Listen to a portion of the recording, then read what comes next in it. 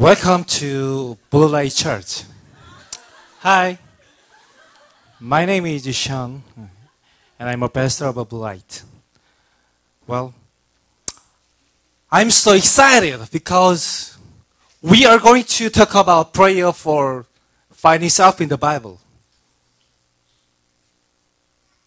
공황 상태가 됐죠? 어떻게든 발음이 안 좋아도 이렇게 제 PR을 하고 싶었는데. 오늘 저는 주신 본문을 가지고 나 자신을 발견하는 기도라는 제목으로 함께 은혜를 나누고자 하는데요. 제가 앞에 약간 꽁트식으로 했듯이 현대 시대는 자기 PR의 시대입니다. 이 PR은 한글 그대로 속된 말로 피할 건 피하고 알릴 건 알리는 것이죠. 자기소개가 여태껏 자기의 살아온 배경에 대해서 설명한 것이라면 이 자기 PR은 자신이 어떠한지에 대해서 다른 사람들에게 알리는 일종의 홍보입니다.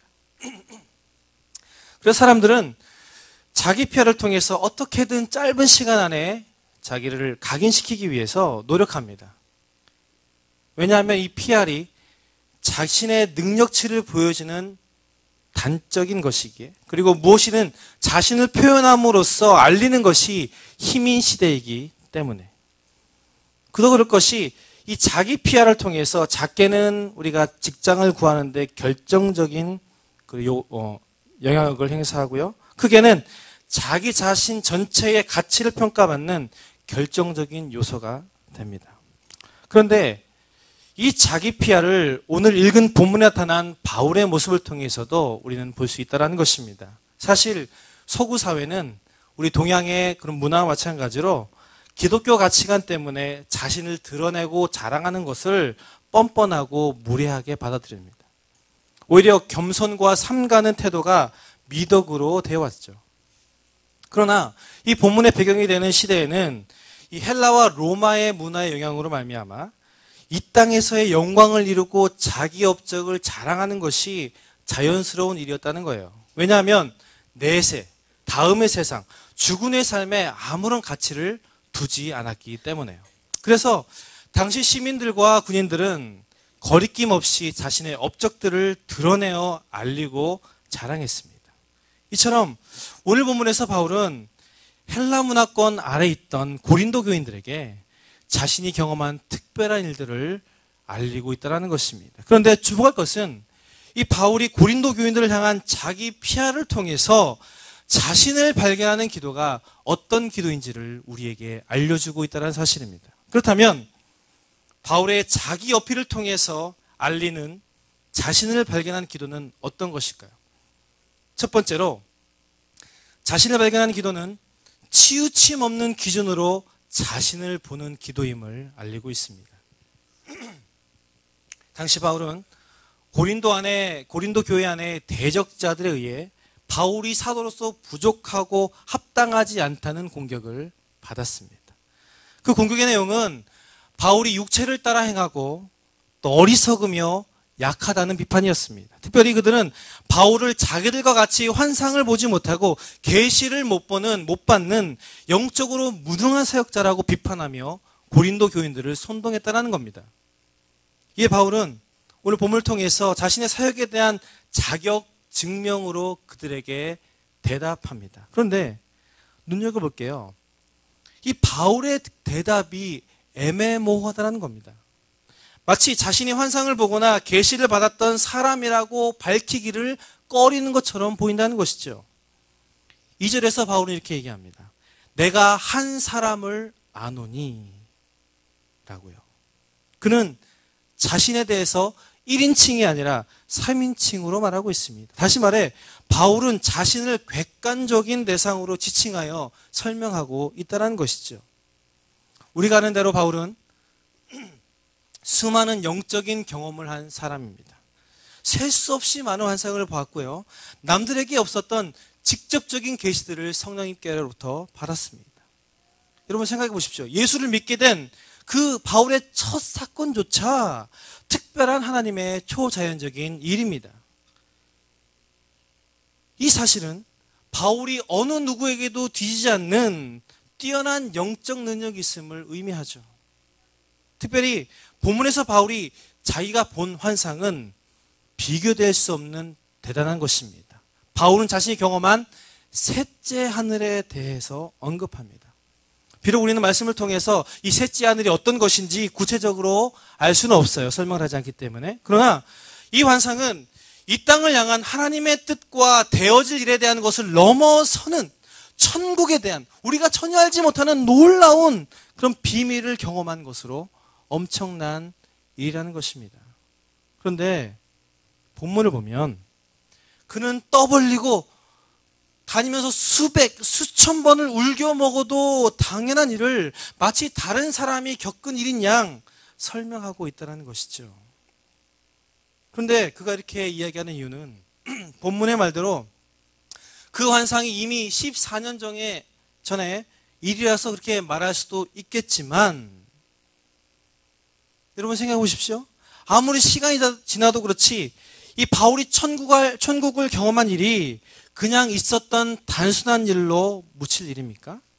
이건 정말 특별한 영적인 사건이요 환상입니다. 그런데 그럼에도 바울은 자신이 경험한 사실만을 간단히 그들에게 감정적으로만 흥분하거나 혹은 강조하지 않고 덤덤히 이야기하고 있다는 겁니다.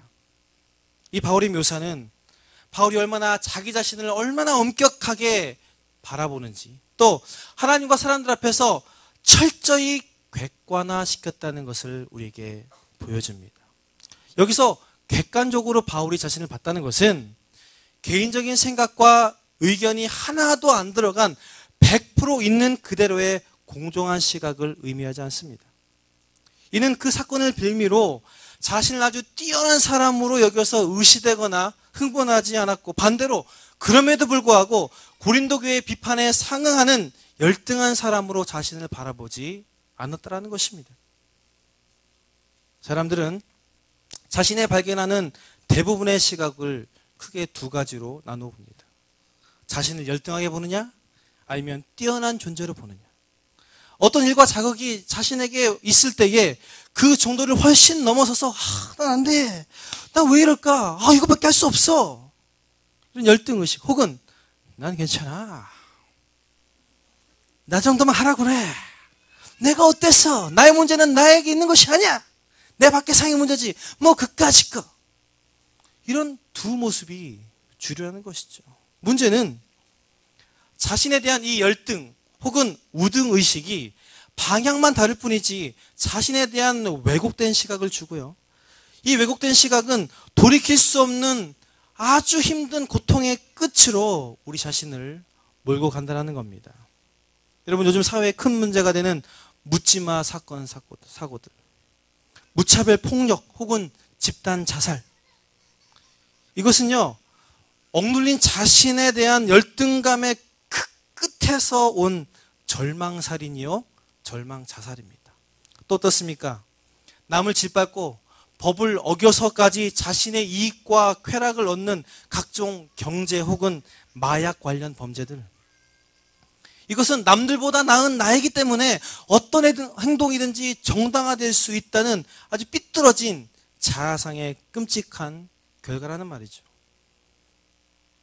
이 둘은 어떻게든 자신이 가진 감정, 생각 혹은 욕구를 표출하기 위해서 극단적인 방법을 선택한 것으로 계속 반복되어 형성된 자기 왜곡으로부터의 행동이라는 사실입니다.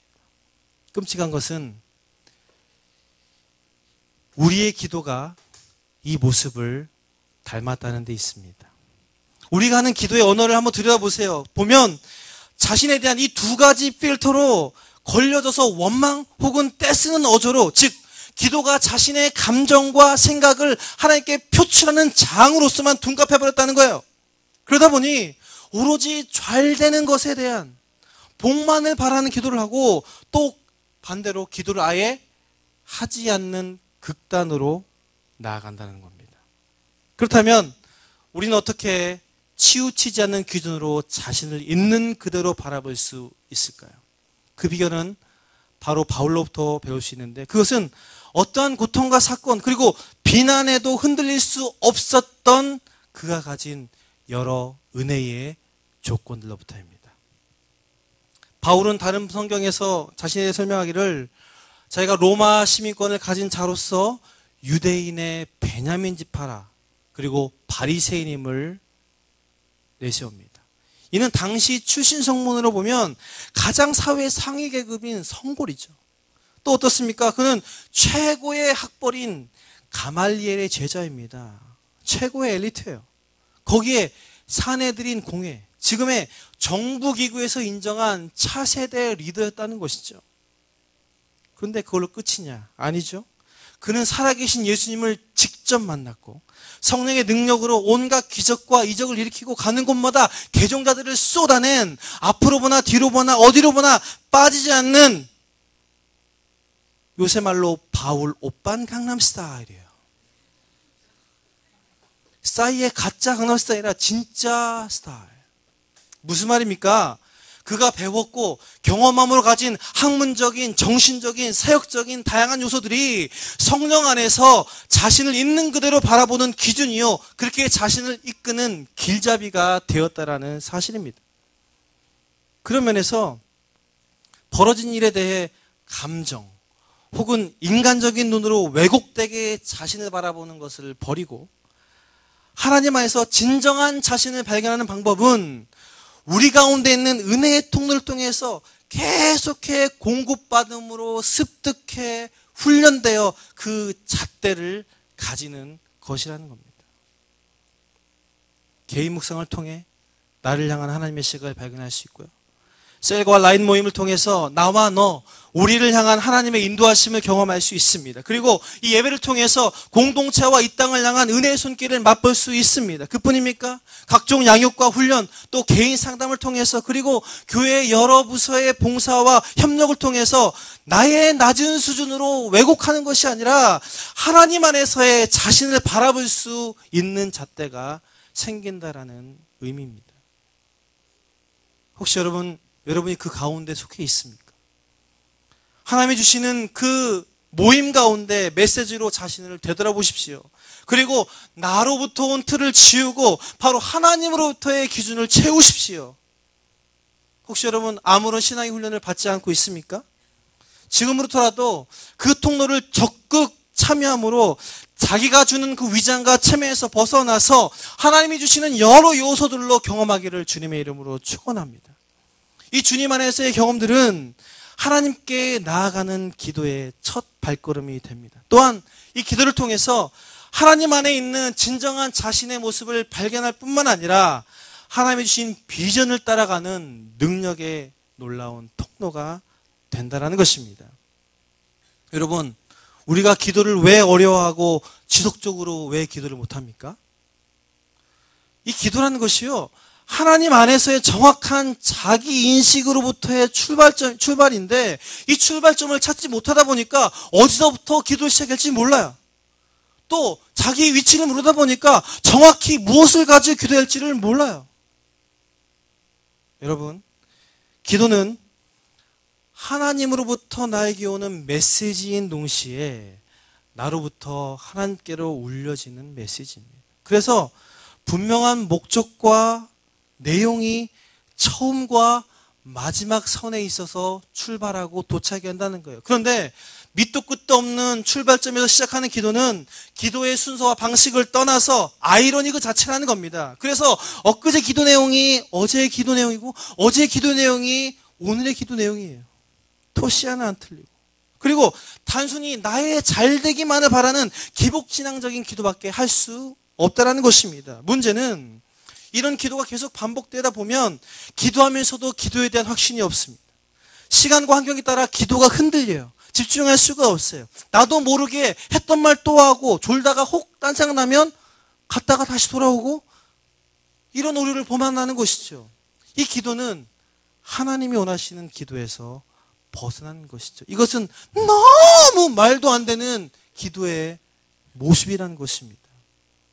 이 시간 있는 그대로의 자신을 바라봄으로 하나님께 드려지는 온전한 기도가 시작되기를 주님의 이름으로 소망합니다. 그리고 그 기도를 통해서 하나님 안에서의 진정한 자신을 발견하면 물론이거니와 삶의 자리에서 주님 주신 일들을 감당하기를 주님의 이름으로 축원합니다. 그럼 두 번째는 뭘까요? 두 번째, 자신을 발견한 기도는 바로 은혜의 시작점을 발견하는 기도입니다. 바울은 본문에서 사도로서 영적인 자질을 의심하는 고린도 교인들에게 자신의 경험을 이야기한 후에 바울의 약함을 트집 잡는 그들에게 다시금 자신의 입장을 변호합니다. 그런데 눈여겨볼 것은 그가 자신을 변호함에 있어서 적극적으로 자신을 자랑하는데 이 바울의 자랑이 전혀 엉뚱한 자랑이라는 겁니다. 9절 말씀에 나와 있듯이 나의 여러 약한 것들에 대하여 자랑하리니. 무슨 말입니까?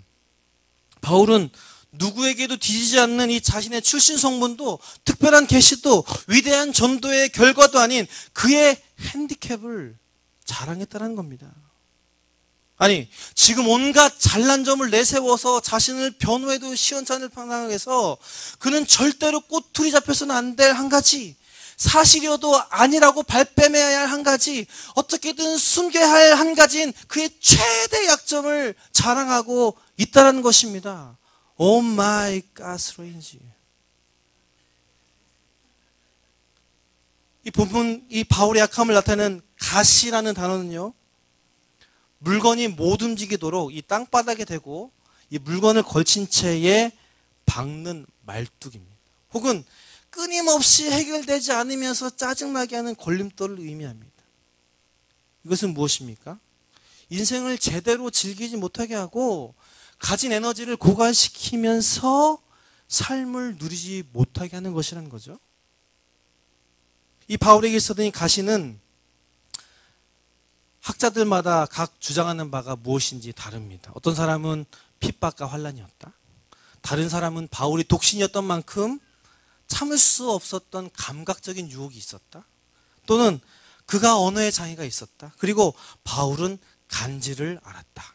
등 다양한 의견을 제시합니다.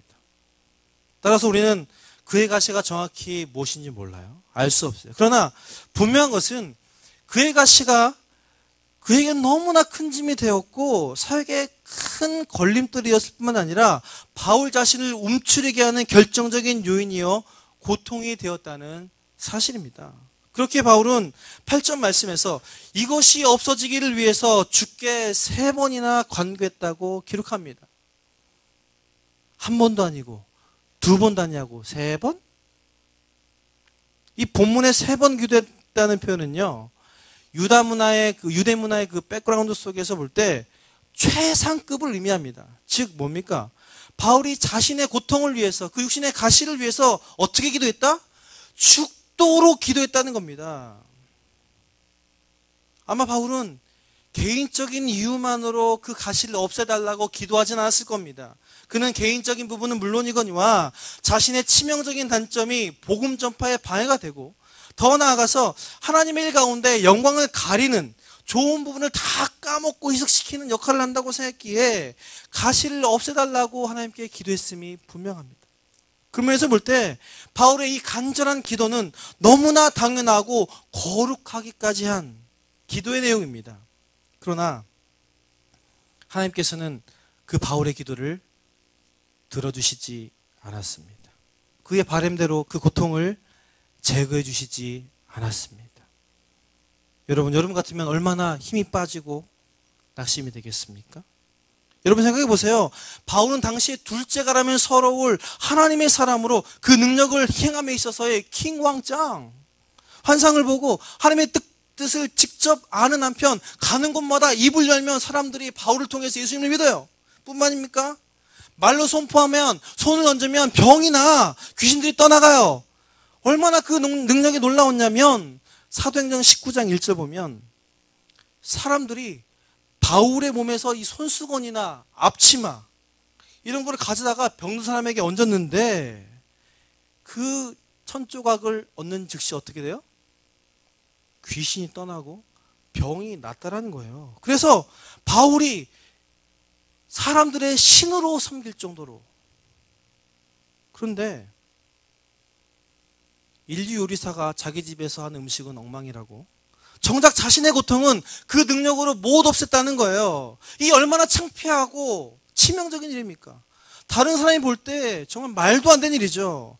마치 하나님의 이름으로 온갖 기적을 일으키면서 복음을 전하는 세계적인 목사님이 계시는데 설교하다가 또 다른 사람의 병을 위해서 기도하는 중에 자신의 고혈압으로 인해 쓰러져. 이것보다 더한 일이라는 것이죠. 그 고통이 사람들에게 드러날 때마다 아마 바울이 느끼는 자괴감과 허탈함은 이루 말할 수 없었을 거란 겁니다.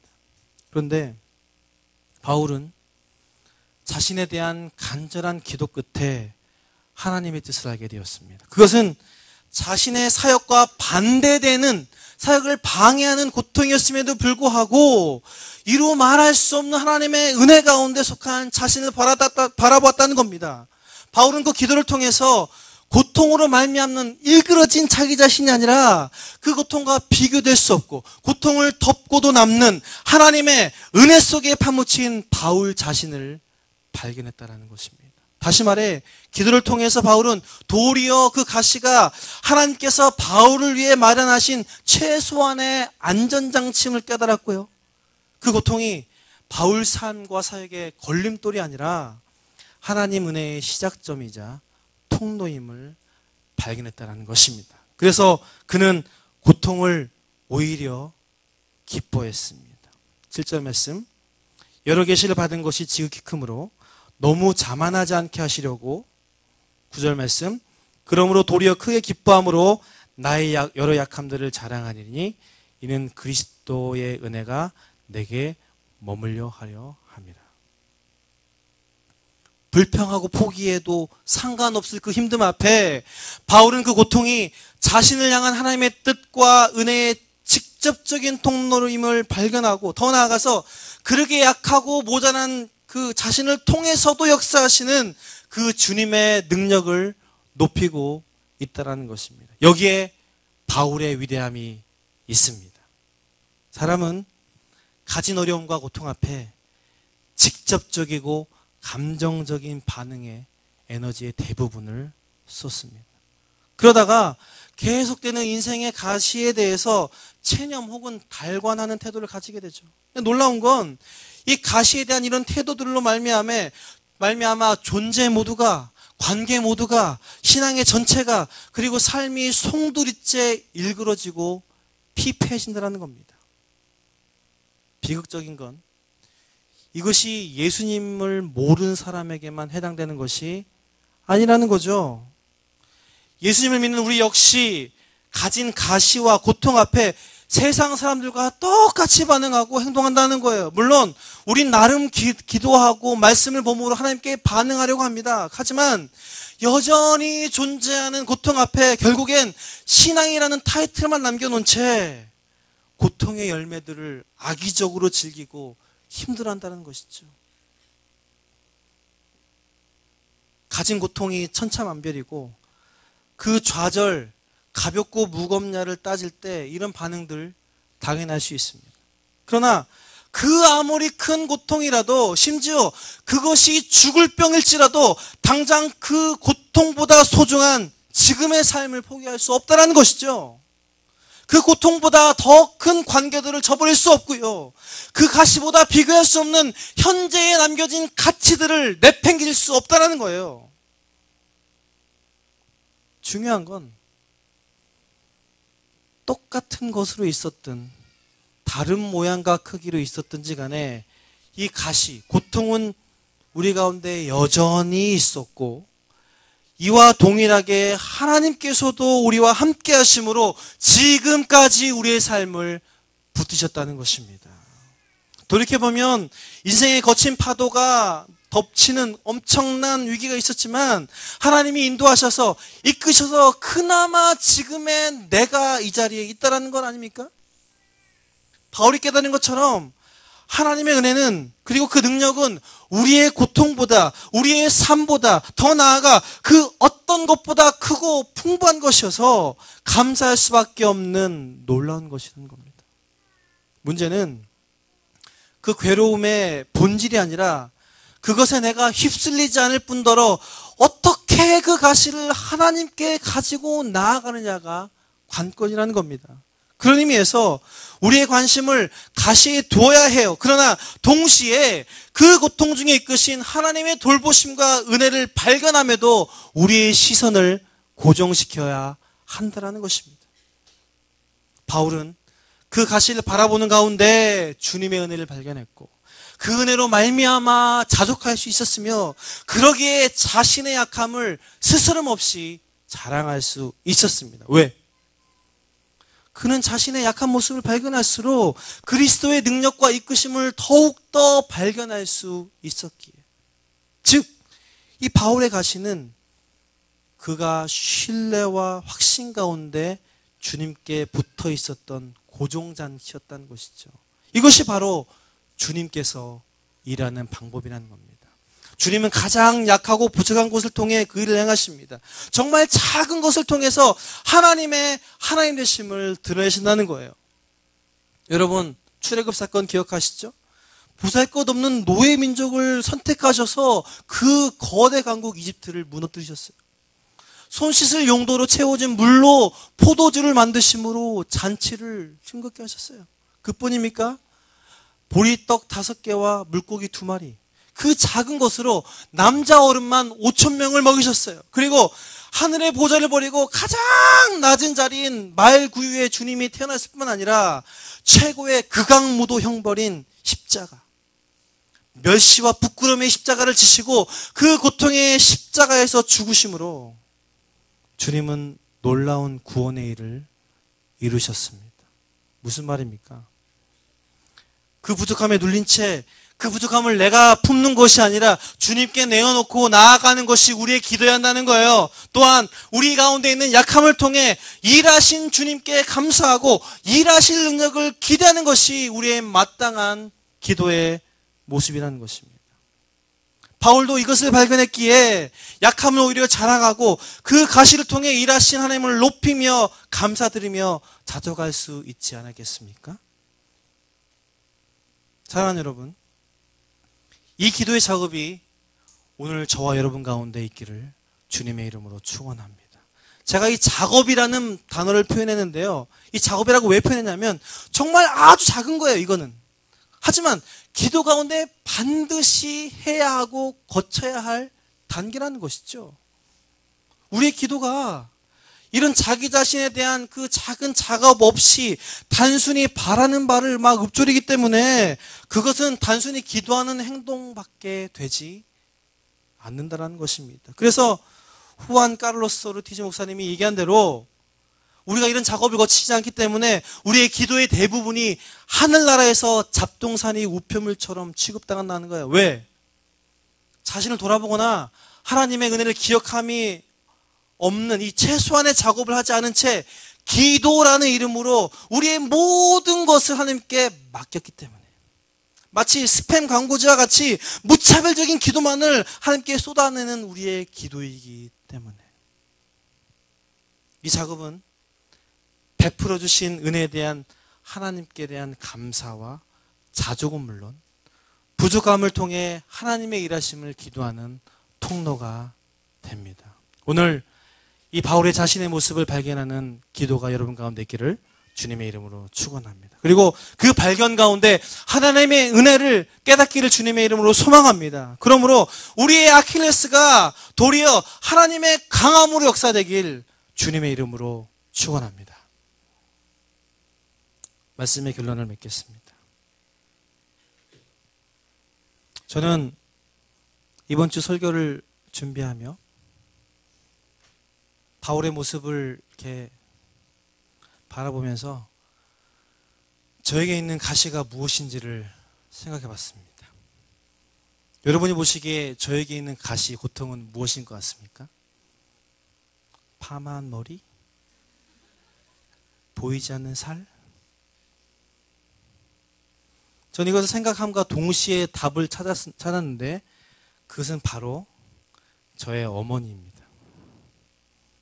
제가 아직 철이 없어서 하나밖에 없는 그리고 사랑하는 어머니를 저의 가시로 여기는데 저희 어머니는 저의 삶 가운데 여러 번 결정적인 사건들로 저에게 고통과 걸림돌들을 선사하셨어요. 뭐 그 이전의 일들은 접어두고 지금껏 나름대로 인생의 중요한 시점 중에 하나임이 분명한 고등학교 3학년 9월에 어머니의 실수로 길거리가 저의 집이 돼버렸어요. 예, 길거리에 앉았다는 얘기죠. 이후에 서류상이었지만 저에게 부모님의 이혼의 아픔을 겪게 하셨어요. 그리고 다시 가족들이 뿔뿔이 흩어져 살아야만 되는 단초를 제공하셨어요. 그래서 제 뜻과 상관없이 군대에 갔어야 했고요. 그리고 어머니의 쓰러지심으로 제대 후에 있었던 좋은 조건의 독일 유학을 포기하였어요. 중간 생략하고 현재로 와서, 그리고 지금 어머니가 치매를 앓고 계신데 치매 환자로 아무것도 해드리는 거 없지만 미국으로 유학하러 갈 때 가장 많은 고민을 하게 만들었고요. 여전히 지금도 제 마음에 큰 부담이 되고 계세요. 근데 저는 어머니를 사랑하지만 이 어머니를 생각할 때마다 큰 분노가 일어남을 계속해서 느꼈어요. 심지어 어머니를 위해 기도할 때도. 왜냐하면 어머니가 아니었더라면 내가 뭔가 일을 해도 하지 않았겠냐. 이야, 이름도 이세일이야. 세상에 제일이야. 근데 이런 헛된 생각에 사로잡혀서 그 수많은 과거의 기회들을 계속해서 곱씹는다는 것이죠. 원망한다는 것이죠. 근데 문제는 이 원망이 하나님께로도 나타났다는 것입니다. 왜냐하면 제 어머니께서는 나름 왕성한 활동으로 성령 사역을 감당하셨던 목회자셨어요. 그래서 사역자하면서 이런 어려움을 겪게 한 어머니가 너무 미웠어요. 그래서 그래도 다른 사람들에게 모범이 되지 못할지언정 손가락질은 안 받아야죠. 그리고 그렇게 하나님의 일을 열심히 했는데, 성령의 능력으로 했는데 현재 치매 환자라는 그런 입장에 인생의 말년을 맞이한 어머니가 싫고요. 하나님의 인도하심에 너무 실망했어요. 사실 지금도 저는 어머니의 현재 모습을 인정할 수 없어요. 인정하기 싫어요. 그러면서 제가 어머니로 말미암는 고통과 어려움이 아니라 지원과 지지를 받았더라면, 과거는 그렇다 쳐더라도 좋아. 과거는 그렇다 쳐. 지금 현재 어머니로서 또 선배 사역자로서 아들인 저를 기도로 도와주실 수 있다면 얼마나 좋을까를 생각하며 불만을 토로했어요. 그런데 말씀을 준비하며 깨닫게 된 것이요, 제게 어쩌면 어머니를 통해 경험한 고통과 이 길 막힘의 이면에 지금의 저를 준비시키고 이끈 하나님의 손길이 있었다는 겁니다. 그러면서 어려움에서 온 왜곡된 제 모습이 아니라 하나님을 통한 시각으로 제 모습을 발견하셨다는 것이죠. 어머니를 통해 다양한 사람들을 어려서부터 만났고요. 특별히 말씀에 대한 사모함과 기도에 대해서 훈련받았어요. 신앙의 인내와 견딤을 배웠고요. 사역자로서의 태도와 마음가짐을 누구보다 옆에서 배웠어요. 그리고 여러 극한 경험들을 통해서 비슷한 어려움에 있는 사람들과 공감할 수 있었어요. 그리고 군대 어쩔 수 없이 갔다고요? 전 최전방에서 전혀 이전에 상관없었던 북한 사람들을 위해 기도할 수 있었어요. 그리고 자기 매니징과 자기 개발에 대한 실습을 일찍부터 할 수 있었습니다. 그리고 정말 적당한 때에 다시 공부할 기회도 주어졌다는 것이죠. 만약에 어머니의 병세가 좀 더 일찍 나타났거나 쓰러지셨더라면 정말 아무것도 할 수 없었을 거예요. 그리고 중요한 건 어머니의 지금껏 나에 대한 기도가 사역자로서의 현재의 저를 만들었다는 사실입니다. 정말 그 고통이 제 삶의 전부인 줄 알았는데 어머니를 통해 이미 부어주신 하나님의 은혜가 넘치고 넘쳤음에 감사할 수 있었습니다. 나의 생각과 마음으로부터가 아니라 바로 하나님으로부터의 자신을 발견할 수 있었어요. 그래서 그 어머니의 영향력들이 다른 어머니로부터 배울 수 없는 하나님의 놀라운 인도하심임을 깨달았습니다. 어쩌면 저의 가장 약점이었고 별로 밝히고 싶지 않던 가시가 도리어 하나님의 은혜의 접촉점이요 제 강함의 도구였으며 예수 그리스도가 제 인생의 주인이심을 그리고 하나님 되심을 나타낸 장소였음을 깨닫게 된 한 주였습니다. 그런 의미에서 저의 진짜 가시는 어머니가 아니라 어머니에 대한 잘못된 감정과 그 감정으로 인한 왜곡된 자아임을 알게 되었다는 것이죠. 놀라운 건 그 은혜로 말미암아 제가 하나님 앞에서 있는 그대로의 모습을 발견했고요. 그 출발점을 찾음으로써 나의 기도가 그냥 읊조림이 아니라 정말 하나님 앞에서의 온전한 기도로 나아갈 수 있는 계기가 되었다는 것이죠. 여전히 그 힘듦과 어려움이 나에게 있지만 그 부분을 통해 일하실 것을 기대할 수 있게 되었다는 사실입니다. 사랑하는 여러분, 하나님께서는 바위와 같이 우리가 주님 앞에 있는 그들의 모습으로 하나님께 나오시기를 원하십니다. 그리고 그렇게 기도하기 원하시고 우리 안에 있는 약함을 통해서 그분의 능력을 보이시기를 원하십니다. 이 시간 자신을 발견한 기도를 통해 다시 하나님께 나아가게 되기를 주님의 이름으로 축원합니다. 기도의 출발점에서 하나님의 주신 은혜를 기억하면서 기대할 때 하나님은 분명 우리의 약함을 사용하셔서 그 은혜를 반드시 누리게 하시고 역사하실 줄 믿습니다. 그 은혜가 오늘 예배와 이후 일주일 삶 가운데 넘쳐나기를 주님의 이름으로 축원합니다.